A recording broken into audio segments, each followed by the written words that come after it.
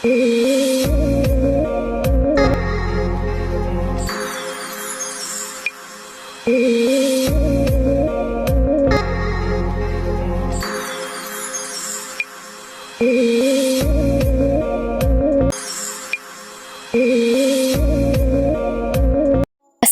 আলাইকুম বন্ধুরা, আমার নাম মোহাম্মদ সিয়ামুল্লাহ।